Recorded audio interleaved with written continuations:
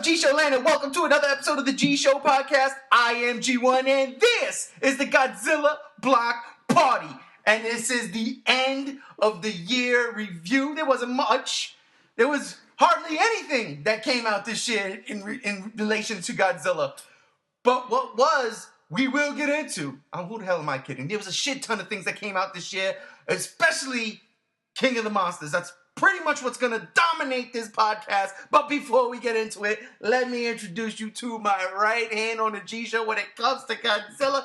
You know him as G73. I know him as Chase. Facebook knows him as Maxie. What's up, my brother?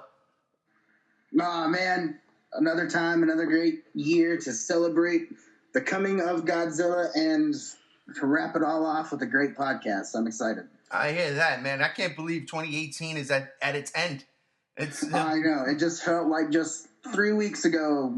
I remember New Year's drinking my little glass of champagne, being like, "Oh yeah, let's bring on monsters," and then now we're here, and yeah. It was crazy. It's been a crazy. You know, I almost forgot something before we get into the podcast. There's a couple other things we're going to talk about in this podcast in relation to the giant monster genre, because this is a block party. This is Godzilla's block party, and that means there's all sorts of monsters invited to the block party. And there were several movies that came out this year involving giant monsters, kaiju, whatever. So we'll get into that too. We'll do a quick recap of those movies. But right off the top, before King of the Monsters was even on our minds, that's really hard to say because it's been on our minds all year. But before that, we were so excited in anticipation for the next installment of Netflix's Godzilla Monster Planet series, which came out at the very top of 2018, January, and what was it? Decisive battle in Mechagodzilla City. I like to call it a disappointment in the Mechagodzilla City, because that's exactly what it was. It was a giant disappointment. I was so let down by that film. I loved the first anime. Part 2 dropped the ball. I'm sorry, man. Look, when you have Mechagodzilla City, okay, in this damn thing, you would expect to see Mechagodzilla, maybe? And it was none. It was none. There was a promo pic. I don't know if that was fan-made or what, but there was a promo pic showcasing Mechagodzilla on the left, Godzilla Earth on the right, and that was never even in the movie. So, 2018 started off on a downer for me in terms of Godzilla, and I mean, like, I really have nothing to say about that. I'm very disappointed. I have not gone back and watched that movie once all year. I went back and watched Godzilla Monster Planet this year, twice, I think, because I enjoyed it. But I did not give that second movie another view because, honestly, it stunk in my opinion. What about you? What did you think of that top of the year? It's a new year. Godzilla's right here. It's in our face. Netflix is dropping a new Godzilla anime. It drops, and what you think?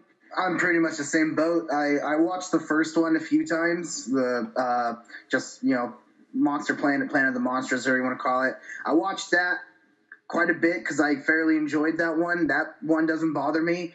But Defensive Battle Strike City, whatever you want to call it, that name that is so ridiculous, Toho. Why did you make it have like 7 syllables in its title? We should have just called it like Godzilla, the Mechanical City or something. Make it simple and sweet to the point. It doesn't have to be a paragraph of what the movie is. I watched that once, was disappointed, and didn't watch it again, and I don't intend to watch it again. And for some reason, it's kind of interesting I say that, because I watch Shin Godzilla, at least I've watched it maybe a couple of times since I've bought it, and I won't even pick up the anime sequel. And with number 3 coming out in a couple of weeks, I don't know how excited I really am for it. I'm probably just going to watch it, and it's probably I have a feeling it might just be the same thing where I watch it once and just let the anime rest in peace. Yeah, I bet you King Ghidorah comes at the very end of that movie, and it's very anticlimactic. But you know what? I bet they don't even fight. Yeah, right. Yeah, exactly. Like everything we've seen in the trailer is very misleading, very sleight of hand. I mean, it wasn't down to start off the year like that, especially when it comes to our beloved giant monster. But I mean, we still had hope. The year had just begun. We knew we were going to get that trailer at Comic-Con. There was no doubt in any of our minds. I mean, maybe there might have been doubt in some people's minds. I had no doubt we were getting a Comic-Con trailer. That was a lock. But we had to wait till July, and we still had several months ahead of us. But we got things like Pacific Rim Uprising. We got things like Rampage. We got things like Jurassic World 2. Bullshit. We got the Meg. I forgot we got the Meg. We got in terms of giant monster action. We did, except for Jurassic World. There was no giant monster action in that movie whatsoever. Terrible movie, Fallen Kingdom. I wish that shit would never have been made. Ooh. And it's funny, because I actually watched that movie 3 times, because there are certain scenes in that movie that are fantastic. But that movie on a whole, I just did not care for at all. I can give you that. Yeah, the freaking opening sequence with the Mosasaurus underwater, and I loved that. That set such a cool, creepy mood. I was like, yeah, that's how I want to see my dinosaurs. It was a cluster after that. I just did not enjoy it. But before that came out, man, shit, Pacific Rim, I think, was our first foray into the kaiju films, right?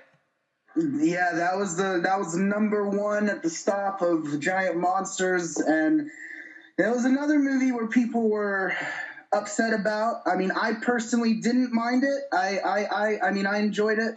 I mean, I didn't love it, but I still enjoyed it for what it was. I do hope that they give it one more shot to finish off what it was.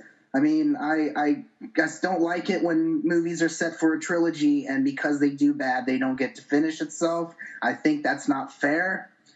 I think that's Hollywood's fault, and they need to deliver on that just to end it, and then not touch it again for at least another 10 years.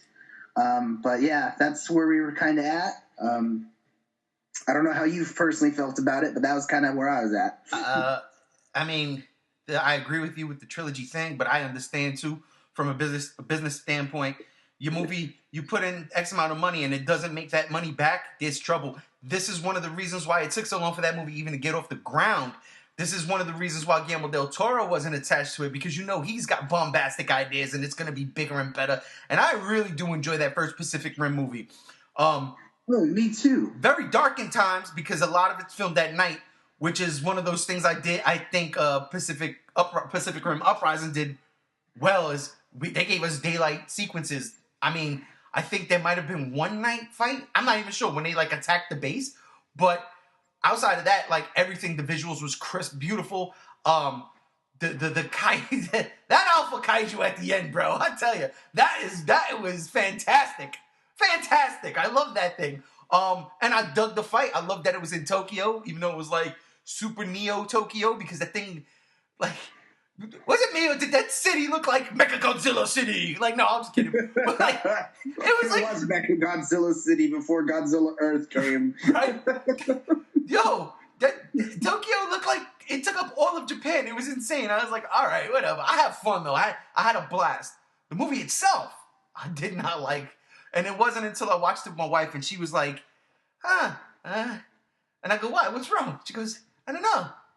It was rather boring. And I said, did you not just see the fight? And I thought about it. And yes, the fight and all that was fun and a spectacle. But it is boring. It was rather boring. I thought the plot was weak. The characters to me didn't do anything. And I'll tell you right now, I don't go into these movies looking for fantastic character work from actors, but they had some really good actors in this movie. I really love John Boyega. I do, not because he was Finn, but because he was the kid from Attack the Block. They had Clint Eastwood's son, Scott Eastwood, in there. I like that dude. He's got a good look. He's rugged. He's charming. I wish he would play Nightwing in a DCEU movie. But I disappointed. I guess you know what it was. My biggest disappointment was there was no Cherno Alpha. God damn, I love that damn Jaeger. I'll tell you, still my favorite Jaeger. I don't care what everybody says. Cherno Alpha is the greatest Jaeger of all time. But I mean, for what it was, yeah, I enjoyed it. I am sad because I do not think we're gonna get a sequel. And you think about it, man. How long did this movie take to come out from the first one? Was it 5 years? It was in so much developmental hell. It was at least a span of 3 years. 3 years? Well, that's... Yeah, because they announced it like almost right after Godzilla 2014. And then Del Toro was they were trying to get him on board for the sequel, and he wanted to do it. And man, it's just for some reason Del Toro's not doing very well with the sequels. I mean, like, he's not being able to do Hellboy. He's not being able to do Pacific Rim. I hope they don't do a Shape of Water sequel, but... No, I don't think... I think that was... I love that movie, by the way, but that's a one and done. I really did. I was completely enamored with that movie. I was like, all right, I'm a Creature from the Black Lagoon fan. That's what it was. You know what I mean? It was. I get it. It's a impromptu Vivian Graham's Monarch experience. It's the classifieds. It's all in one universe. It's all connected. It's Del Toro, bro. He wants that money. Yo, listen, I want to make this movie, but I'm going to need $500 million. And they're like, yeah, all right. Go scratch your ass. We're not giving you $500 million. Yeah, we'll get Steven tonight. Exactly, which I honestly thought was an inspired choice. I loved his work when he was doing the show running for Daredevil. So I thought this was going to be dope, but it didn't turn out. I have no problem with Steven tonight. I think he's a good guy at what he does. I just think Pacific Rim 2 was through the meat grinder so many times that it just died in the water. Yeah. And it was basically like just a massacred operation. They tried to sew it together the best way they could, and that's just how it was, unfortunately. And if I was given the opportunity, I would have waited a little bit longer to put it out. I would have done it. And I know it's hard to do that just because, money-wise, production-wise, it's a lot harder said than done. But I feel like, I don't know, I feel like they should have been a little bit more, I don't know, cautious with it. Okay. I think they could have taken a little bit more time, done a few things different. Possibly, in my opinion, I would have waited till after Godzilla 2 came out to put it out. Honestly. I think that I think it could have been in a perfect spot after Godzilla 2 came out, maybe given a little more time for production, a little bit more thought, and I think it would have been a better film all around. I mean, like, my problems with the film were just that the story was kind of wonky. Yeah, and I didn't like Charlie Day. and they killed off a lot of the characters that I liked. So yeah, no more Mako Mori. And they tried establishing love and a connection with like a Shia LaBeouf type character and a Jaeger. Oh boy. And it just didn't make any connection that made sense. And I just think it was just a lot of, like, they had really good ideas that could have been cool to start off a franchise, but for some reason down the line, whatever part the production decided to start getting cancerous, it just couldn't hold itself together. So what you're saying was it just wasn't drift compatible with you. Yeah. Gotcha. Yeah. Well, listen, I ain't even gonna be mad. You know why? Because I own that movie, scored it recently on 4K for like $10. So I was like, can't go wrong. Bargain bin prices for 4K. Let's get it, because again, the spectacle that is the end of that movie is very, very fun to watch on your big screen home entertainment center. But next up, and I need to own it for completing my collection too, of course. Right. But next up, we had, oh my god, possibly the craziest idea ever in the history of movies. Bro, well, maybe one of the craziest, but still starring The Rock, because he was probably in one of the craziest when it first came out, Doom, way back when. But The Rock starring in another video game adaptation. But this, I tell you, I couldn't believe when they announced this. I was like, this is impossible. They can't do this. Rampage. Are you kidding me or what? I loved that video game when I was a kid, and I'm not talking about the Super Nintendo version where everything looked like Clay Fighters and it was, graphically enhanced. I'm talking about the original arcade. You go and you play it 25 cents, put in a machine. The Sega Master System had it. Original Nintendo probably had it. I had it for the Sega Master System. The 8-bit retro game. That's right. I used to love it. You climb the buildings, you punch a hole in it, you eat the people. Let's keep it going. I love that game. There was no way, because the game is just plotless, right? There's no way you're making a movie out of this game. And boy, was I wrong, because I gotta be honest, man. I enjoyed the shit out of this movie. It's a silly movie, but it had heart. It was the best Godzilla movie of 2018. I wouldn't go that far. The best Godzilla movie of 2018 was that second trailer. But I love this. I really did. I found this movie funny, charming, and it's stupid humor. Don't get me wrong. I'm not. This is again one of those things you just go in there and say, all right, this is going to be a spectacle.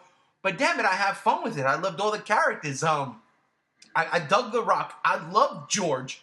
I like the whole dynamic between George and The Rock.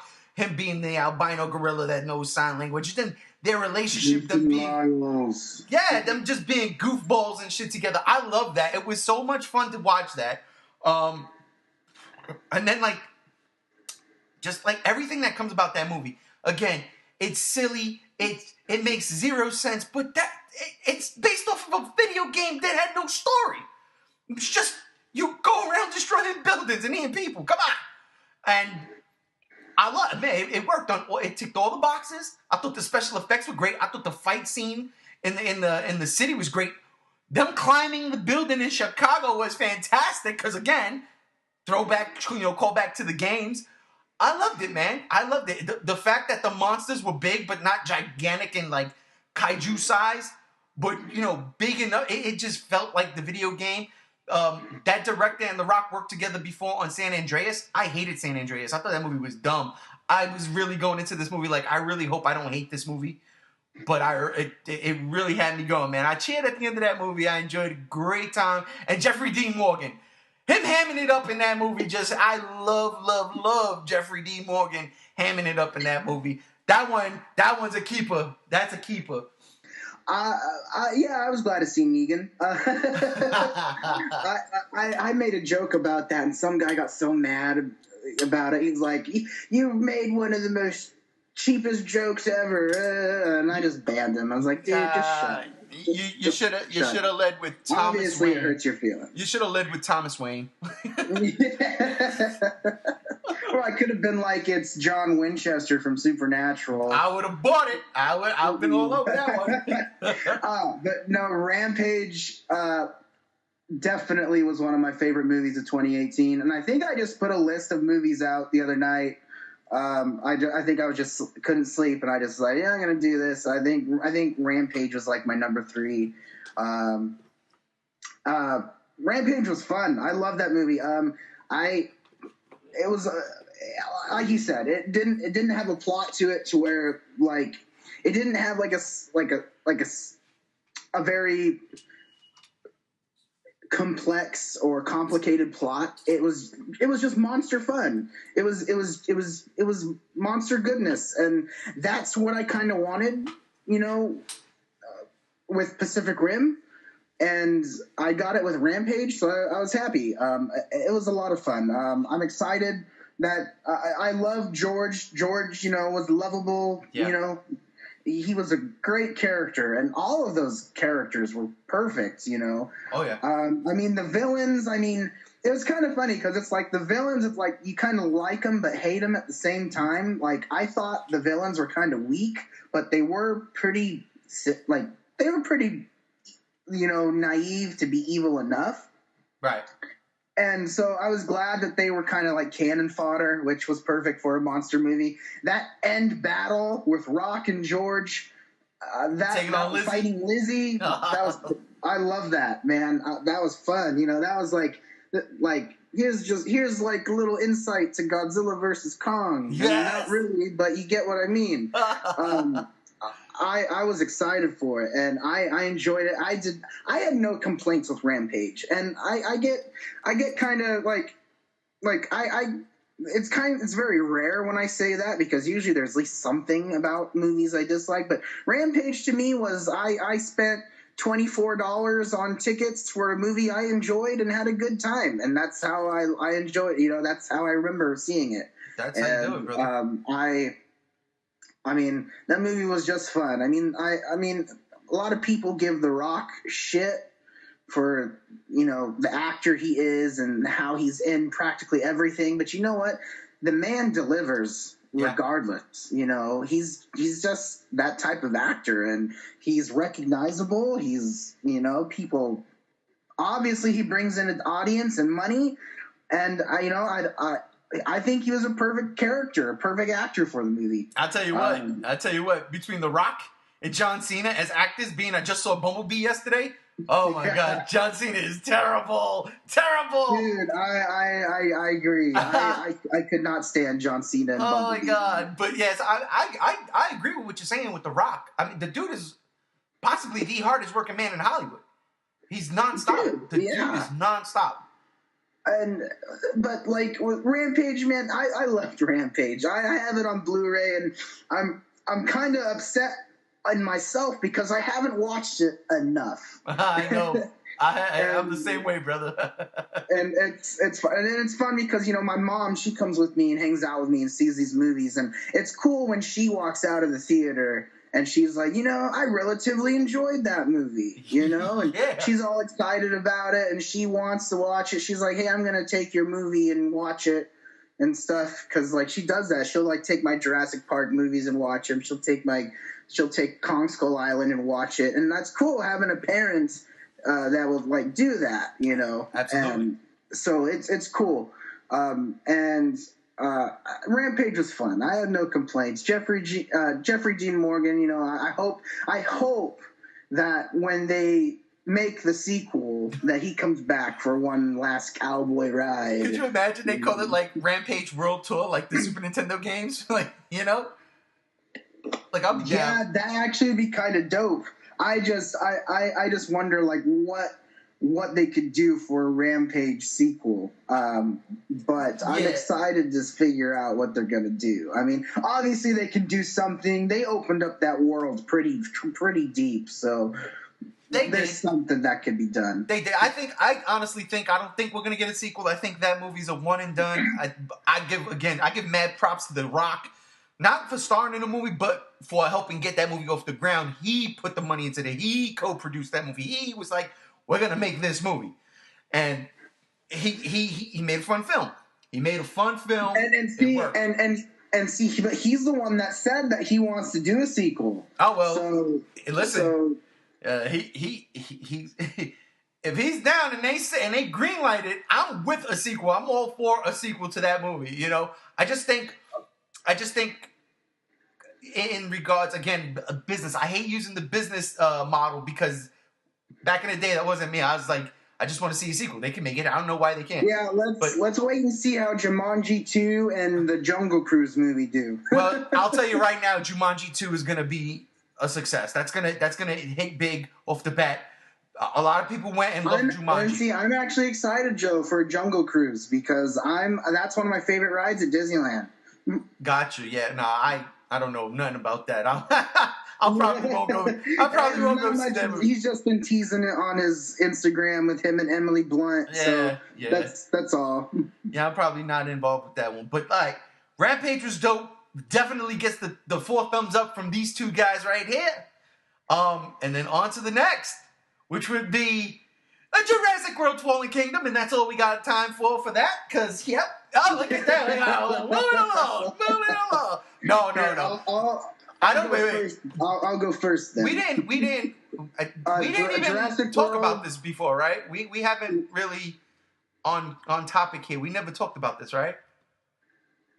I think we did, like, right after the movie came out, we got together and did a podcast on it. Okay, well. but I'm not 100% sure, so don't quote me on it. And if we didn't, don't blame the host, but blame the host. Nah, yeah, go ahead, bro. You took. I know the Jurassic franchise is like one of your all-time favorite franchises. We've had a lot of conversations about the Jurassic franchise, the dinosaurs. Y'all know I thoroughly enjoyed Jurassic Park 3 more than the first one. And I really love Jurassic World 1.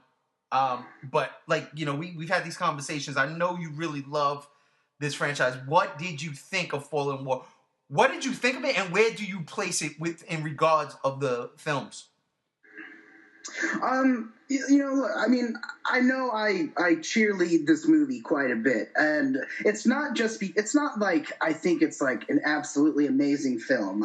I thought it was kind of like where I sit with how when I go in to see a movie, I just go in and base it off if I can sit and watch it and enjoy it. I don't try to be too harsh on when it comes to me watching movies, because like if I can get through a movie and just enjoy for what it is, it's a decent movie in my book.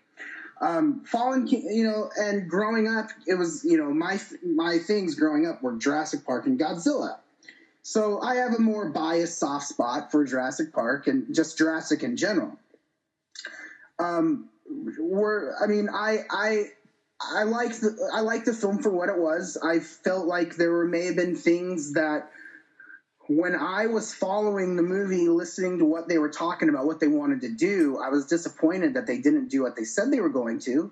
I definitely will say that. There was a lot of things in the movie that they ended up not doing, and a lot of false advertisement.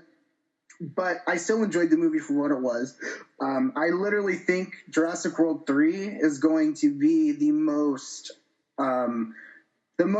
shocking Jurassic movies when it comes out, because they're literally like, Jurassic World isn't just a stupid title. It literally is the point of this trilogy. And so I'm interested to see how it's going to work. There were things about Jurassic World that I liked. You know, I liked the horror. I like the idea of the Indoraptor. I just wish they kind of implemented it more. I kind of wanted to see the Indoraptor as like this like psychotic killer. And it's funny that we bring it up, because I just watched it last night at my friend's house, because they never seen it, and they loved it for what it was. But we were talking about it too. But like, I wanted the Indoraptor to be this like self-thinking type of killer, and I wish they implemented scenes where you got to see that, and they didn't. To me, the Indoraptor kind of was just an animal. Yeah, and I mean, Indominus Rex.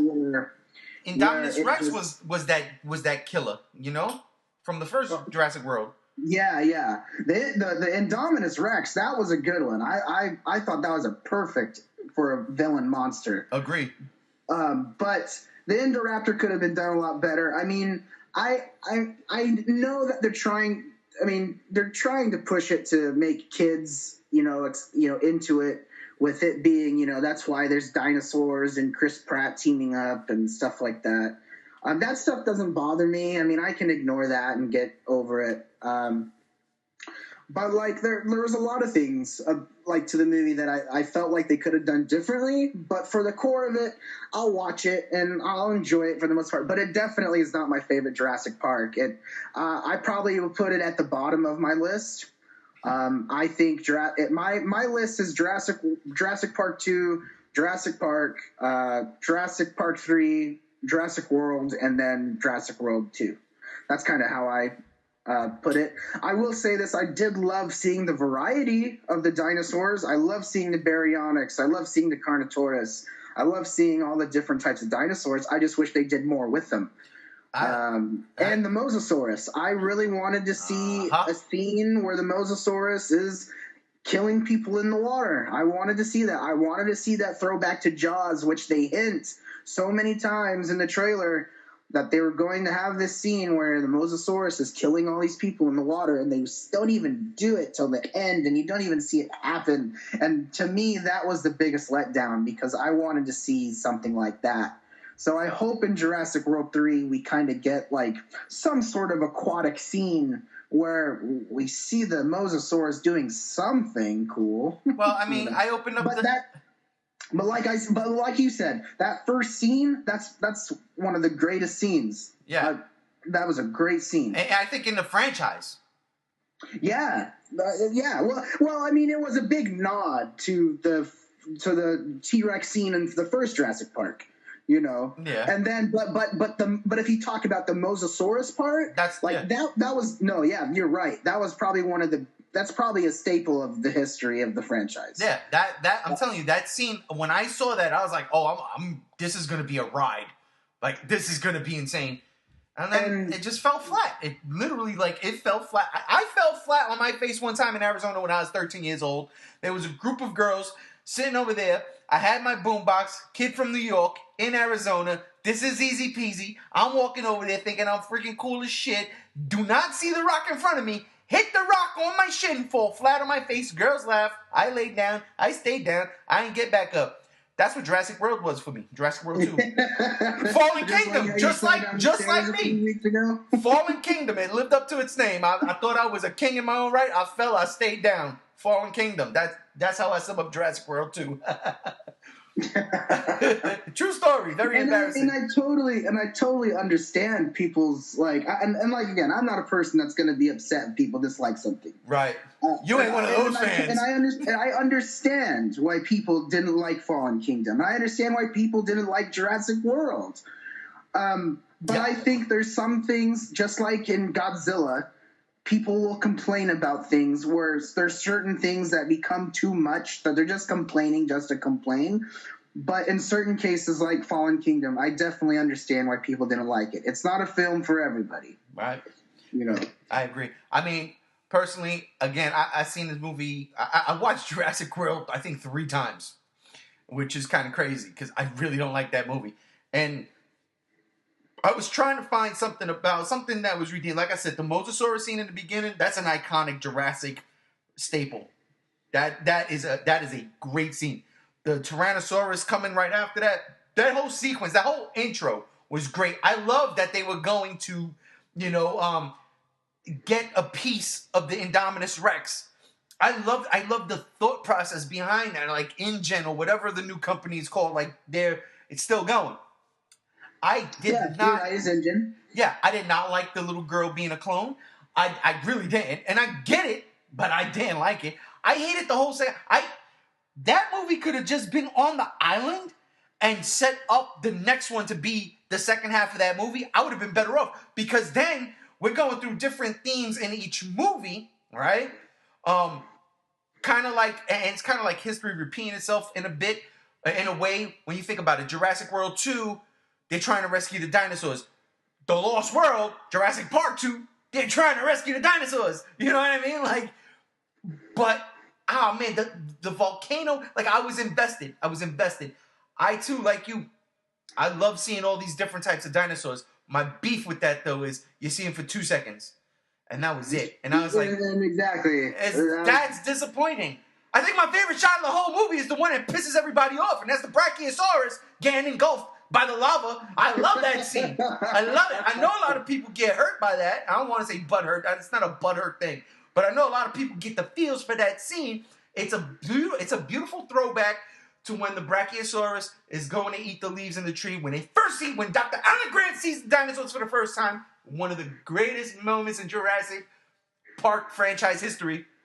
But yeah, I thought that was my favorite part. After it was all said and done, because when I saw that for the first time, I was like, damn, that's tough, man. Wow.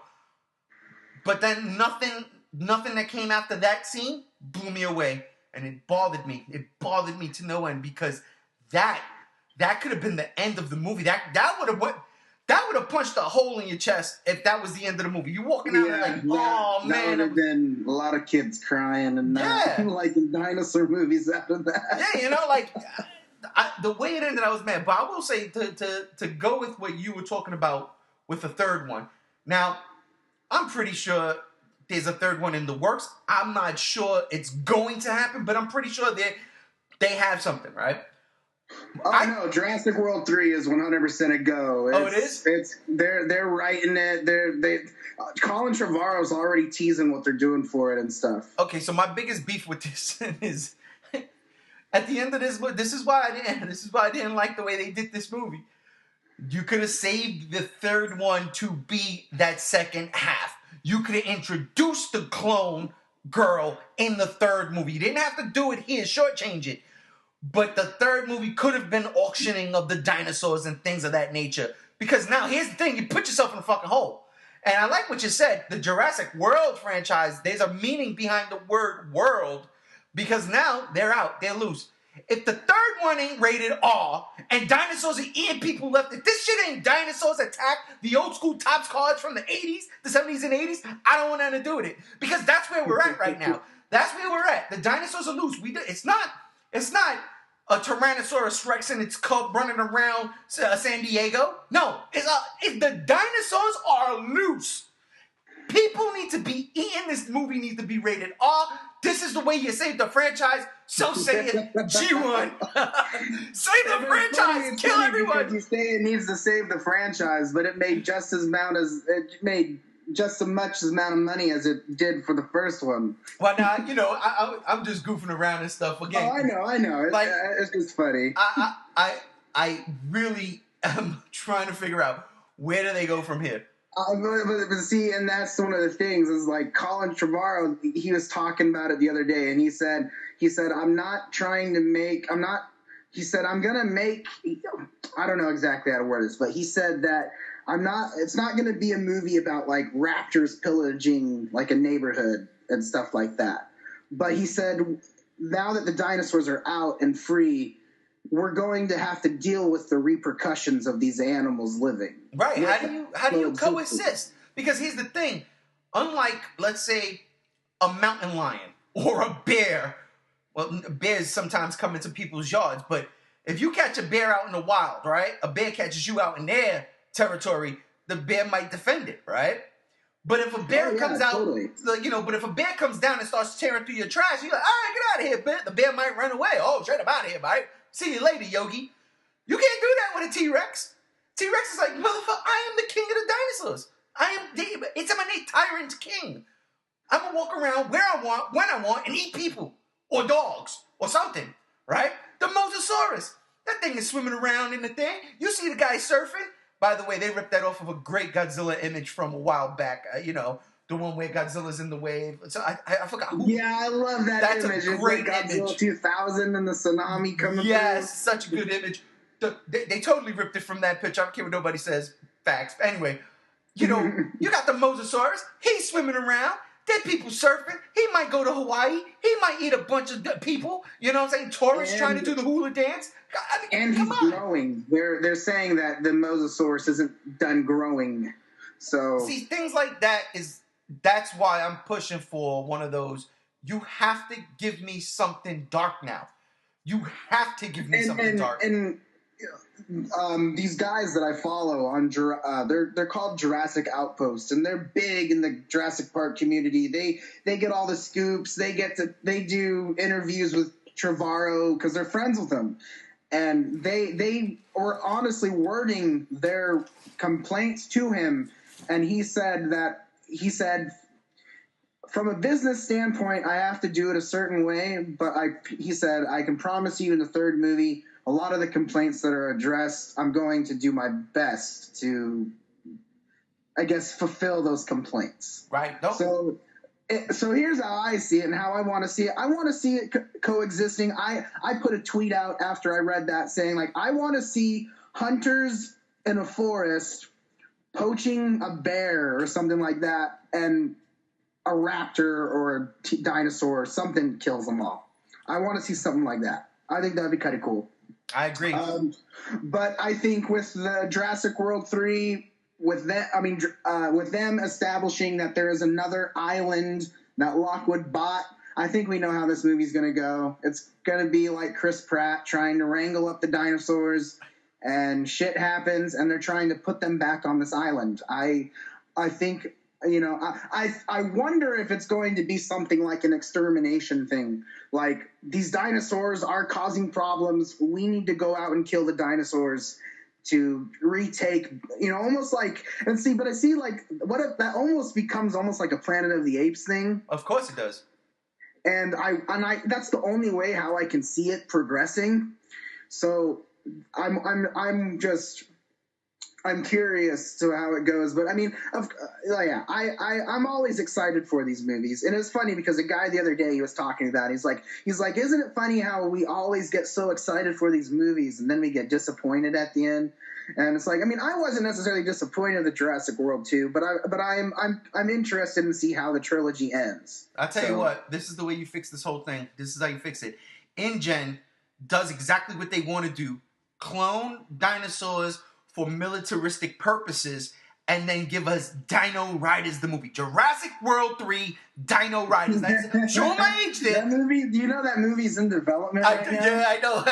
Dude, if that movie actually does happen, I'm so there opening day. Like, give me my money, bro. I'm stoked for Dino Riders. Dude, that's how you do it. Dino Riders, Jurassic World 3, Dino Riders. You heard it here first, people. But, have Michael Bay direct it. No, don't do that. Don't do that. Don't get me wrong. Don't do that. No like cameos from Optimus Prime or anything. Listen, like I said, man, I seen Bumblebee yesterday, and I pretty much love that movie. But that's a story for another podcast. All right, well, that was pretty much it in terms of the giant monster fanfare in theaters this year. Well, the Meg. If you want to talk about the Meg. That's right. I forgot. I keep forgetting about the Meg because when did that come out? In August? Yes. See, because Godzilla trailer came out before the Meg. But we'll talk about the Meg, and then we'll get right back into the Godzilla stuff. So, real quick, I saw the Meg. Wasn't disappointed. It was a doofy movie. And I mean doofy in all the fun meaning of, in all the fun terms of that word. Whatever you want to say. It's a doofy movie with a giant shark. And yeah. Okay. You know, like, I'll put it like this. You have Jason Statham in a giant shark movie. You have The Rock in a giant monster movie. Both these dudes they're collaborating right now for next year. Sean Hobbs. Yeah, for a movie together. So, I mean, I look at it like, which one was better? Rampage. You know what I mean? Rampage. Oh, yeah, I had more fun with Rampage. Rampage was something that should not have worked. It worked for me. The Meg was just there. And I was like, I ain't mad at the Meg. I did not hate the Meg. It was a goofy movie, a doofy movie. I do not own the Meg, probably because that shit is stupid expensive. But yeah, that's my thoughts on the Meg. What about you? My thoughts on the Meg, I give it 100% a million props for becoming an August movie and making a box office that it did. Right. I absolutely adored the Meg because I ever since I was a little kid, dinosaurs, sharks, Jaws, Deep Blue Sea, Megalodon, the sci-fi movie I used to watch. Yeah. You know, I've seen all the movies. Deep Blue Sea, I love Deep Blue Sea. You know, I'm a sucker for shark movies. And seeing a movie of this scale and seeing the reception that it got, I'm happy, man. I enjoyed the film. I'm glad it got this. I'm just glad it got the box office it did, and I'm glad that it got the success that it did. Because to me, like, all things said, with Rampage, Jurassic World, the Meg, it just opens up a new type of era for the movies that I grew up on to have more of an outlet now. With the Predator being kind of the box office sad face of the year, I feel like once the Marvel movies start to, I don't know if I should say die down because I don't see them dying down. I just think we'll definitely be seeing more type of kaiju monster-based movies in our future. And whether they're not Godzilla or so, I like to see the variety, you know. If we have superheroes running around, let's bring back, like the Beast from 20,000 Fathoms. We did that in 1998, brother. No, I mean like the actual Beast from 20,000 Fathoms. Did you not see that movie? Or it'd be a cool one like the what is it? Journey to the League at 20,000 Leagues The or something like 20,000 that? Leagues Under the Sea with the giant squid and Captain Nemo. Yeah, I think that'd be pretty cool to see. But like, yeah, I'm just glad with the Meg, with what it was, because it just opens up a new avenue, and I'm excited for what the future holds. So. You said something in regards to the Meg, and I'm going to put it together with something you said when we talk about Pacific Rim that I totally agree with you. You said if they would have waited with Pacific Rim, right? Now, I don't think that was necessary. I think it came out when it should have came out. But the idea you brought up, I love. If, let's say, it did come out next year, or in the same year as like a Godzilla movie, right? And Godzilla comes out in May, and you throw Pacific Rim in like an August or September spot. That's why the Meg made good money. It was in a spot. It was really nothing around. Like the summer blockbusters are over. Think about it. Suicide Squad came out in August. The movies are dying down now. Everything's starting, it seems, now in February. That's not a summer blockbuster. But you have movies like Black Panther come out in February and blow the doors off of everything, right? Well, didn't you hear? Summer starts early for Marvel. Yeah, pretty much, bro. But I'm just saying, like, you make a great point where Meg was placed and the money it made. Granted, Jason Statham, I still think had some kind of box office draw, somewhat.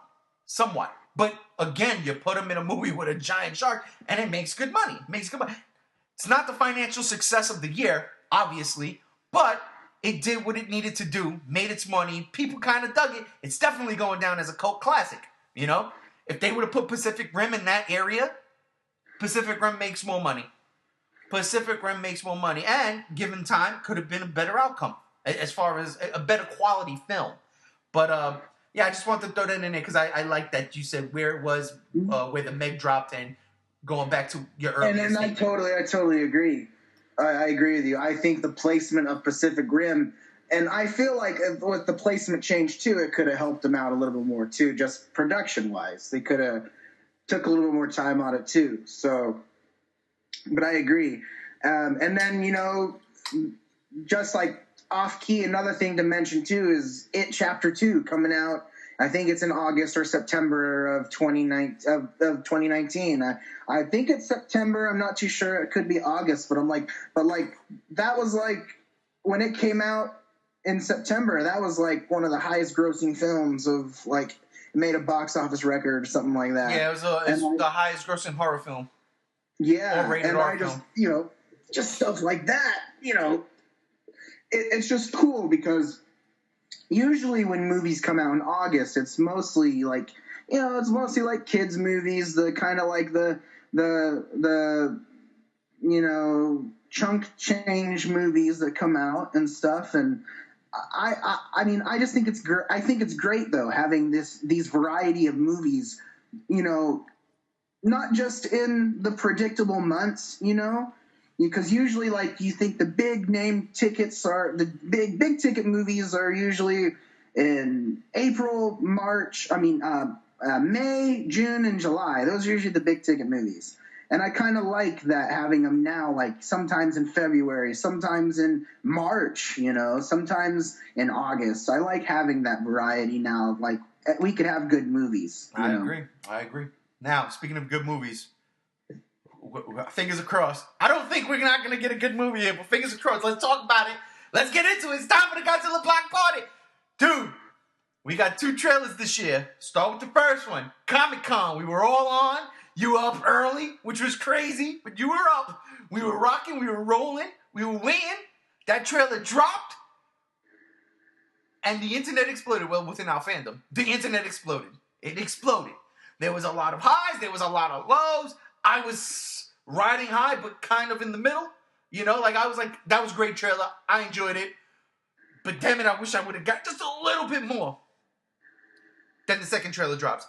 Say no more. What do I say? I'm done. I'm not watching nothing no more. I'm finished. I don't need to see nothing else. I've seen everything I needed to see. I was already excited for this movie. Now, my appetite has been satisfied. I'm done. I don't want to see nothing else. There's going to be another trailer. There's probably going to be 2 more trailers before this thing drops. I'm not going to watch either one of them. I don't need to watch any of them. I'm done. Finished. Right? We got what we got. That first trailer was a perfect appetizer. That second trailer was the perfect main course, and I cannot wait to devour dessert come May, whatever, 31st, whenever it's coming out. I don't care, but I'm super stoked. That's my that's me in a nutshell. I'm done. I'm finished. The trailers did what they had to do. So for me, did they do what they needed to do for you? Yeah, I see. Yeah, they did, but the problem is because like I want to see the Godzilla movie now, and this is a problem that I have with every movie I'm excited about. I just cannot for some reason help myself, because if I see people talking about it or if I see things on the internet, like it's like I can't just ignore it. And I know, like, if there's a Super Bowl trailer or if there's another trailer coming out, I'm definitely going to see it. I mean, me personally, I really just want to see a trailer for more of what the story's going to be about. Trailer 2 kind of talked a little bit about it, but not 100% yet. And I mean, I don't feel like they necessarily need to talk about the whole thing. But I mean, I personally hope there's only one more trailer. I mean, I know there's probably going to be more, like at least 2 more. I think one for the Super Bowl and then one like middle March, end March. I just feel like something around then there might be something. But I mean, talking about the trailers, I mean they did more than enough of get me excited. Like it basically was like if there were no more trailers for this movie, I would be okay. Yeah. I didn't need to see anything more. I at this point, there's kind of like so much has already been shown and so little has already been shown. I don't really need any more to like get me into the theater. I'm going to be there when it comes out. Well, I'm gonna just throw this out there. I do not think there's gonna be a new Super Bowl trailer. I don't think they're gonna drop anything new for the Super Bowl. I'll be honest with you. This last trailer, the proximity is too close. Too close. If we get anything, it's gonna be March is not a bad spot. March is not a bad spot, or the beginning of April.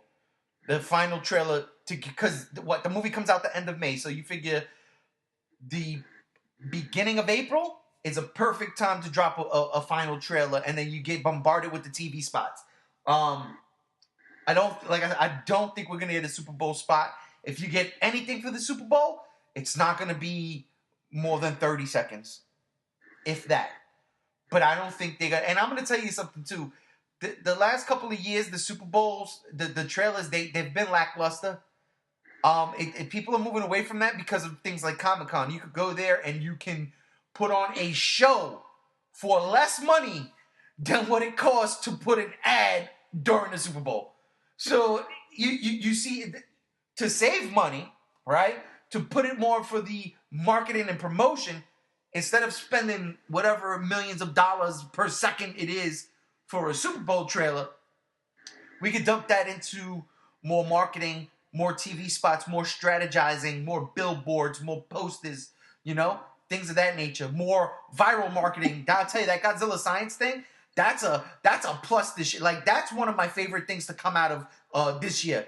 I love that Monarch Science website. I'm there every day. And now that they're letting you do Twitter feed things, like take a picture of something weird or random, send it to them, and then they say, oh, you know what, let's put it up. I love that. Shout out to my man Sean from 3 Days Awesome. He did it. He's up in there. Monarch Cast represent. I love that. So I don't think we're going to get a Super Bowl trailer. I honestly don't. Again, proximity-wise, it's too close to this last one. And this last one was bombastic. Late March, early April, for sure. TV spots after that all day long. And that's why I'm glad I usually just watch that's going to be like get off Twitter for a couple of months. Yeah, brother. That's going to be tough for people like you. Not me. I'm good. I don't use Twitter. And I'm telling you, man, I'm 100% staying away from that stuff. I'm not going to mess with it. I'm done. We got the designs. So let's talk about that. Like we got rid of like the bad things of this year so far, which was Godzilla Monster Planet 2, Disappointment of Mechagodzilla City. And then like we talked about the movies that feature giant monsters prominently. Because Aquaman has a giant monster at the end. I don't care what anybody. The movie's been out for 2 weeks already. It's already at like $755 million worldwide. People, you've seen it already. And I'm telling you right now, if you want to see a dope-ass giant monster with Aquaman riding that shit, you go see Aquaman. Oh my God. That as you can see and tell by my excitement, I enjoyed the movie. But like, really? I'm not too sure. But in terms of like Godzilla stuff, the highs, the trailers to me highs. The first trailer, I won't lie, I think I forced my excitement a bit. I love the trailer. I watched it several million times. I do love it. I love the music. I love the tone it sets. But I don't know. I thought maybe one or two more things that would have blown my fucking head off. That second trailer blew my fucking head off. I look like Gigan after Godzilla was brought back to life in Final Wars. No more head. I was reeling it in, and Godzilla said, "You want something to play head up? Watch this." Boom, boom, my head was gone. So that's it. I mean, to me, those are two highs of the year. I think I'm gonna give a low. See, let me see if you agree with me. I'm gonna give a low to the Japanese Comic-Con, where we thought the trailer was gonna originally drop because it should have dropped there, but we did get the toy design. So it's middle of the road for me. I thought by all rights, that's where the trailer should have been dropped. You know, because it's the native son of Japan, right? Godzilla's the native son. But we did get the toy drops. We did get the SH Monster art looks at of Mothra, Rodan, King Ghidorah. Those were dope. Nothing taken away from that. I just don't think... no offense to any of our Brazilian listeners out there. I love Brazil. But I just don't think Brazil should have gotten the trailer there. I don't know. Unless... Did Michael Dougherty give reasons why that happened? Like, Michael Dougherty was on stage in Japan answering questions. And he should have showed the trailer. We didn't... Why was it in Brazil? I have zero clue. I don't know. If somebody does know, please let us know. That's a bit of a down for the year in terms of Godzilla, but it's still an up because, well, we got the first looks of the monsters, and I thought that was great. Yeah, Mike Dougherty hasn't said why the trailer wasn't dropped at the Comic-Con Japan. I mean, I'm kind of with you. I felt like that would have been the best place to drop it. I mean, you had so many people on watch that night trying to watch that thing. It would have been perfect. Right. I just think he's just literally. I think he's just being a jokester, man. Really. He jokes on Twitter about the movie all the time, and he makes a lot of comments and stuff. And I know that he knows that he's playing around with it. He's totally, he's a troll, man. That's bottom line. And I mean that in like a good way, but like I think he's doing it on purpose just to screw with us. But I do consider it low, and also just he's just saying too much. which thank you for. We can get into that in a minute. But I like that segue. I think he's just being a jokester. In all honesty, I really do. So what you're saying is he's like the Mark Hamill of the Godzilla franchise? I think, yeah, exactly. Literally. I 100% believe so, because he just the things he says, man, and on his Twitter and stuff, he hints at things and then he makes jokes, and it's like you can't take him seriously, and I think he knows that, and I think he does it on purpose to screw with us. All right, before we get into that news that just came out this past week, there was a couple other things I want to touch on real quick before that.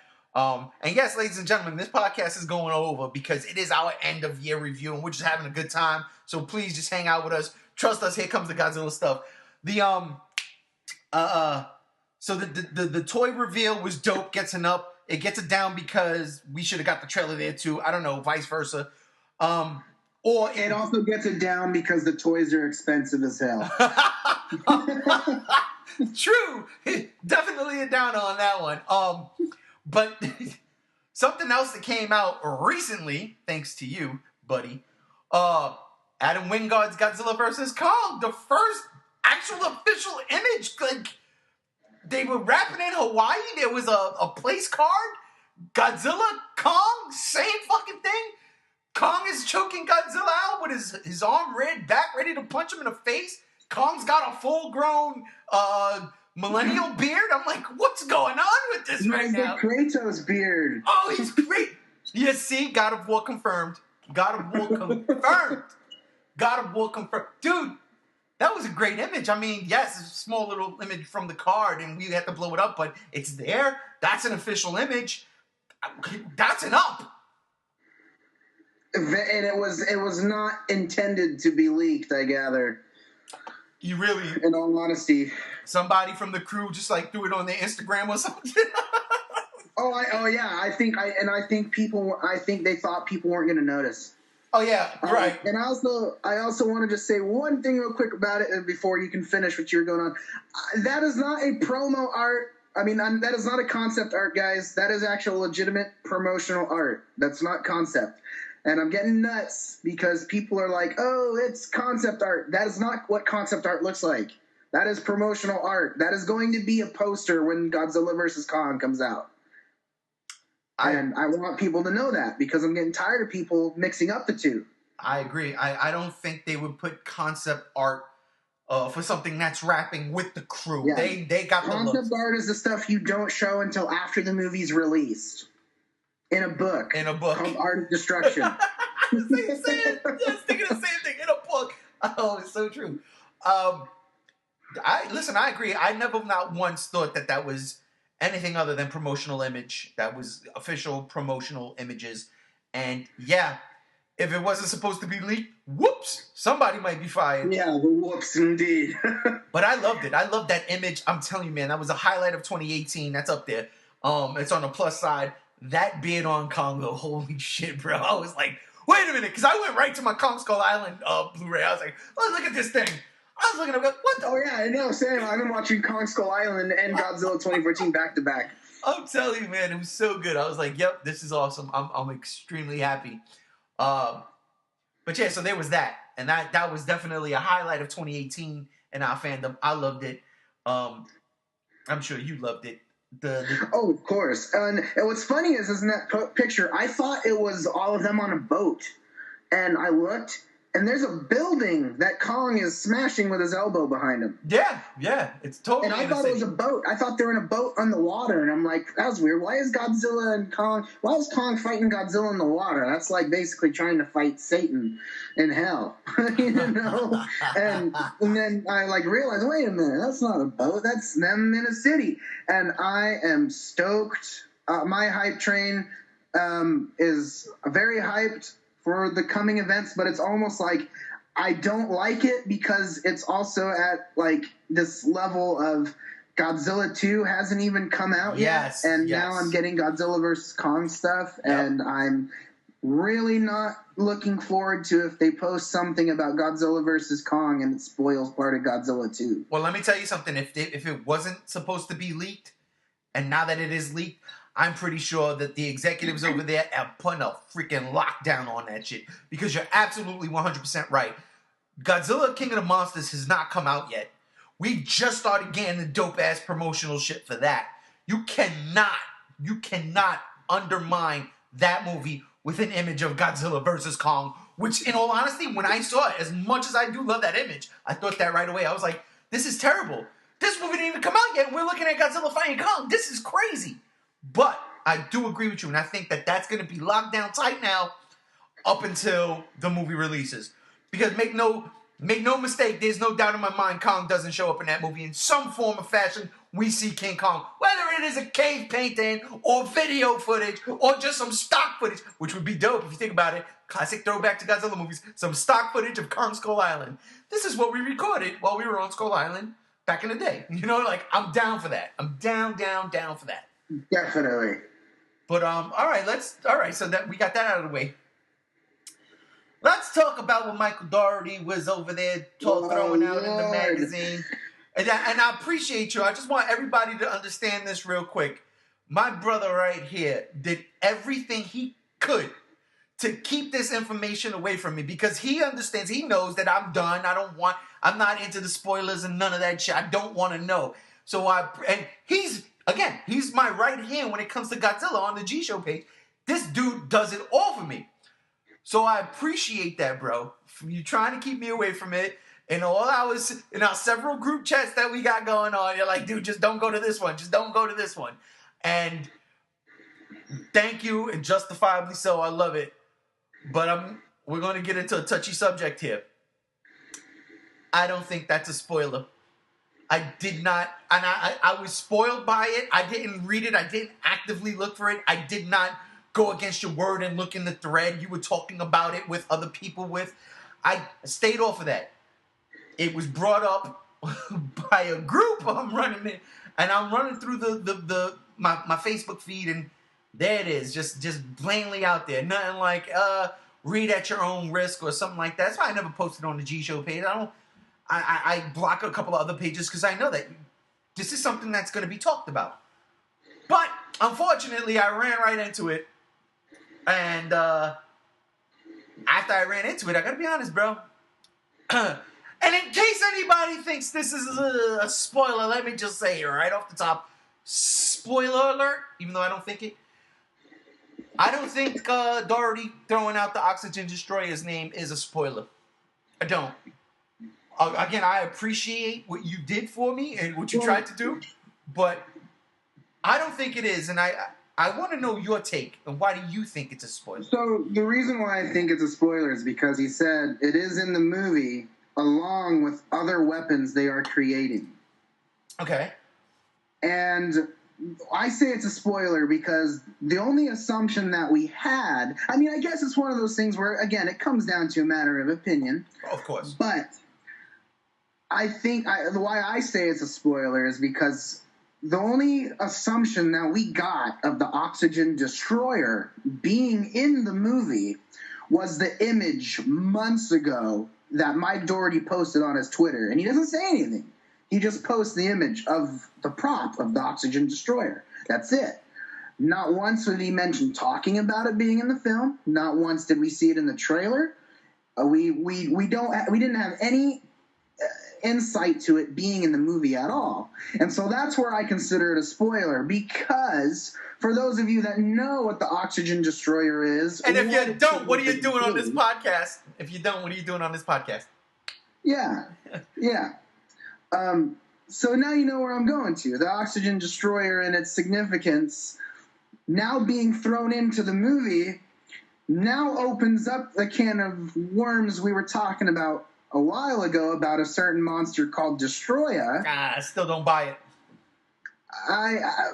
But you said it though. And that's another thing why I said, like, watch out, because you even said in your own words, like, the only way I could see Destroya happening though is with the Oxygen Destroyer. Right. No, I get that, but we also got to remember so what we're getting with Mike Dougherty is somebody who actually knows his Toho movies. He understands Godzilla. From what I've seen so far with him, that Japanese Comic-Con, that interview there, really said a lot to me about this dude and where his head is. I love this guy. I do. I really like Krampus, and this was before I knew he was directing Godzilla, right? But I like this dude. He has a grasp on it. The same way my man from the first Godzilla movie, 2014, Gareth Edwards, he had a grasp on Godzilla. He made that movie Monsters because of his love for the giant monster genre, right?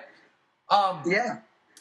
That being said, I also don't think we're ever going to see Destroyer, you know what I'm saying, in that way or shape or form, because, okay, the Oxygen Destroyer, to create Destroyer, took, what, 50 years almost?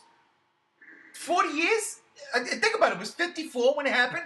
It was 95 when Destroyer came about, right? Yeah. That's a long. Unless it's like, well, we can do it now because the technology is better.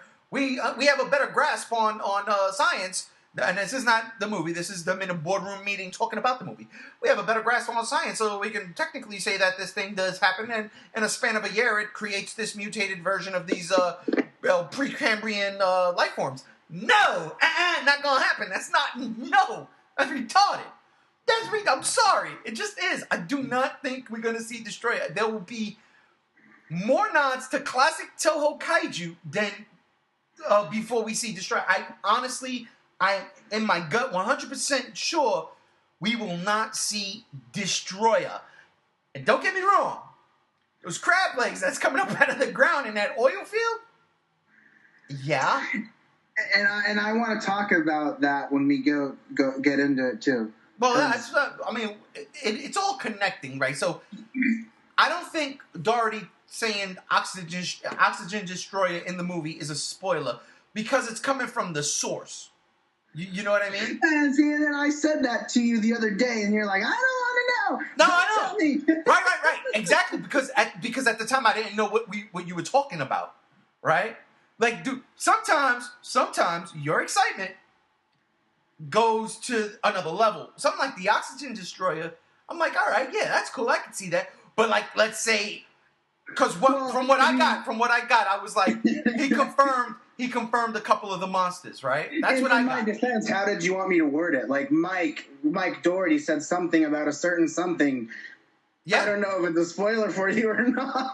No, well, no. So you can go around it a couple of ways, but that's not even that's not even the type of discussion I want to have, because like I was like, I don't want to know if Mike Doherty said, let's say for instance, he said Anguirus is in this film. That's a spoiler. I don't want to know that, right? Like but the oxygen destroyer to me is not a big deal because we know Godzilla's not gonna die because he's gonna go fight Kong. So it's not really a spoiler. It's a beautiful nod. It's a cool thing. It's not a giant plot point in the movie. He just said it's in the movie along with several other weapons. He said the oxygen destroyer has a big role, though. Okay, and justifiably so. And I think that's a nice nod and callback to us original fans. See, to the modern day audience, nobody's going to understand that. Look, I sat down with my wife maybe 4 or 5 times and watched Godzilla, the original 54 one. She don't know what the oxygen destroyer is. She's not going to remember until she's like, hey, isn't that the thing that killed that first one? Yeah, and it's the first Godzilla from 54. Get it right, woman. Right? That's what I would say. That's what I would say, right? But the average movie-going audience, they're not going to get that. They're not going to understand it. So you can take that concept, which is a fantastic concept, which is why we love the original Godzilla movie, the way they utilize. It's a beautiful ending, right? And you can take that concept and put it in today's thing. It still works. It still holds up. And yes, it becomes a big deal. Like, we've got this thing that can possibly take down all of them, right? Because even in the original movie, they say, what if it was, like, deployed on land? Like, Tokyo would become a wasteland. It's a scary situation. So, yes, I can tell, to me, it's not a spoiler. It doesn't ruin the movie because it's not confirmed that it's used. It says it plays a role. The role can absolutely be the same role that Emiko had with Serizawa. Do not use it. You have to use it. No, I can't use it because we don't know what's going to come of it. And Emiko is like, but you have to. And Okata is like, you got to use this thing. You have to kill this thing. If you don't use it to kill this thing, millions will die. Right? I could tell it's... That makes sense in the context of this thing. I forgot where I was going. My train of thought went skewed because I started thinking about Godzilla and now I want to watch it. And see, and bringing up that point, it just makes me wonder if it's not like used for its actual purpose, then what is it used for? A plot device. It's a MacGuffin. It's a MacGuffin. That's all it is. It's a MacGuffin. It is a plot device. It is there for us, the fans, to be like, holy shit, the oxygen destroyer, that's dope. Then do you mean it will get carried over into Godzilla versus Kong and used? It could, but again, you're automatically thinking it's going to be used. I'm not. Well, he said it's not a cameo, so then you got to use it at some point, right? No, you don't have to use it. You're using the name. You're using the weapon. It's like saying we have a weapon to murk these things. but it's just dangling over your head. So you're meaning like they can use it in a certain form, or like it can be used in a different way? You're saying basically, or let me ask this: are you saying that it can be used basically not for its purpose that we think? No, it's a plot device. That's all it is. It's a plot device. It might never be used at all in the movie. It's just something to enhance a certain conversation. Should we kill these things with the oxygen? It's no different from using an atomic bomb in the first one.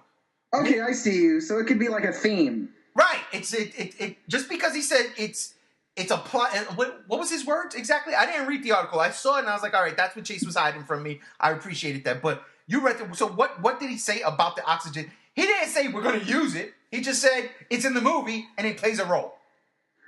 He said that the oxygen destroyer is in his film and is a key element is a key plot element, and it is not a cameo. Okay, so that's a beautiful thing. It's a key plot element. That's exactly what it is, and it can be that. Remember, because when this movie first started being reported on, and like certain things would leak, the synopsis here, something here, right? Remember, one of the earlier things was like Millie Bobby Brown is like a part of this Save the Kaiju initiative or some weird random stuff, right? Think about Monarch. Monarch is not about eliminating these creatures either. They didn't want to kill the Muto in the first Godzilla movie, right? They were monitoring it. They were monitoring it. And then it was like, all right, we have to kill it. We have to kill it because if not, this is going to mess everything up. So we got to terminate it. Do it. Didn't work. Then came out. Godzilla kills it, saved the day. They didn't go back and kill Kong.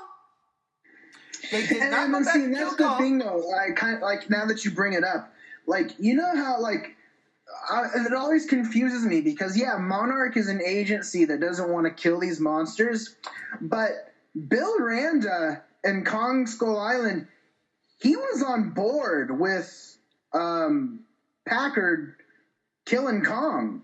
Well, yeah, but you got to remember too, his backstory was these giant things exist. I know because I was on a ship that was attacked and I was the only survivor. I want revenge. That was his. That was. So he could have just been a rogue agent in Monarch's. No, not a rogue agent, not at all. Because again, in Kong, Monarch is like in its infancy. You know what I mean? It's in its infancy, and I'm not saying that he wanted to kill Kong. He just didn't like this thing attacked his ship. It killed everybody, and he was playing off of Samuel L. Jackson's character. Samuel L. Jackson's still in a war mode. He's like, man. They took us out of the war. That was his character. His character was always ready for war. So when he comes to Skull Island and Kong decimates his fleet, he's like, oh, hell no. This is an enemy we are going to kill. We are going to kill this thing. We are going to win. You do not take the lives of my men and get away with it. He was already in that mind state before they even got on the helicopters. He was pissed off. He didn't know what they were going to do. He even says it. Like, the war's over. What am I going to do? Like you see it. It's all in there. It's all in there, right? So, yeah. Randa wanted revenge, but it's not against Kong. It's against these things. He knows these things are there. He wants to see Randa had a video camera. You know, like he was filming. But that's where I'm confused about because he says, because my agency is known as Monarch. We study massive objects, but yet it's Monarch wants to preserve these monsters, but now Monarch now wants to preserve these monsters. Monarch, you got to remember in the beginning they didn't even if I'm not mistaken, the senator he goes sees to tell him, I think he makes a slide comment about UFOs or something like your little alien wind chime or some weird random thing. I might be making that up. Maybe because I think it would have been a nice little funny plot thing. Not plot thing, but a little joke.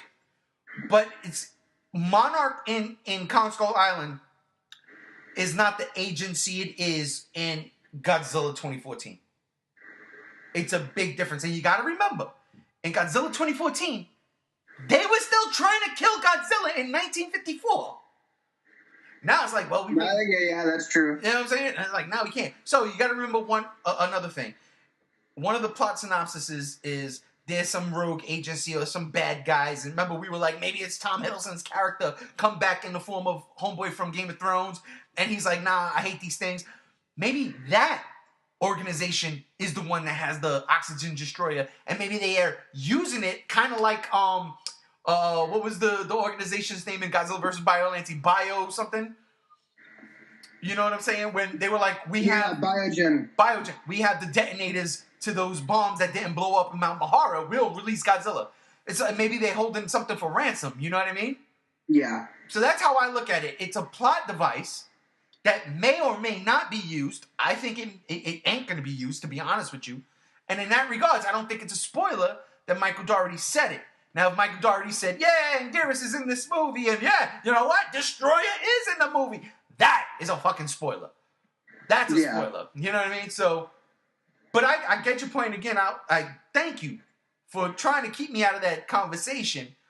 And I don't like to like back out of certain groups, especially groups that I enjoy being in. But I might have to back out of this group for a little bit, just in case. And that's why I will keep letting you know if it's safe to be around it or not. No, yeah. I'll tell you right now, and I apologize in advance, everybody out there. This probably makes for some really dull conversations going forward because I don't want to be spoiled. And then what the hell are we going to be talking about, right? Like, the trailer I refuse to watch. You know what I'm saying? Like, it's going to be hard. So next year is going to be filler episodes of the Godzilla Block Party where we talk about things we liked in the show. We never got to do the G98 topic in May. We were for its anniversary. We were supposed to do the 20th. I postponed it to 25. Join us next week, folks. We're celebrating 98. Hold on. When is the anniversary for The Beast from 20,000 Fathoms? That's when we'll do it. Remember this remake? Oh my god. But I mean, honestly, it has been a really fun year. Seriously, in terms of Godzilla spectacle. Again, whether you loved it or hated it, you know, we had the Godzilla start off the top of the year on Netflix. We had a ton of kaiju movies. We had giant monsters in film 3 different times, like featured 3 different times this year. And that's to me like it really does harken back to the golden age of giant monster movies, like the 50s, the 60s, the 70s. You know, Godzilla 1985 was the first Godzilla movie I remember in the theaters. Okay. And I know there's some people out there that remember seeing Godzilla versus Mechagodzilla, the original, or Terra Mechagodzilla in the theaters. And we can go back because those movies would come out in theaters, double feature style and shit like that. Godzilla 1985 was the first one I remember. I was 6 years old, like, oh my god, I need to see this. And I didn't. Thanks, Mom. I've said this a million times. Thanks, Mom, for not taking me to see that movie when I wanted to see it in the theaters. Ugh. But then after that was Godzilla 2000. Which was a theatrical release, and that was great, right? 15 years later, why not? Yeah, I saw that in theaters, and I was so excited as a little kid. Yeah, I've seen that in theaters, even though I've seen it like 35 times already, because, you know, reasons. Bootlegs. Final Wars, I got to see that in a theater, which was exciting. I loved it, and that was great. And then 2014. Wow. We almost made it, Chase. We almost made it. I saw Shin Godzilla twice in the theater. Oh! I saw Shin Godzilla once. No, I seen it twice. And that was more than enough.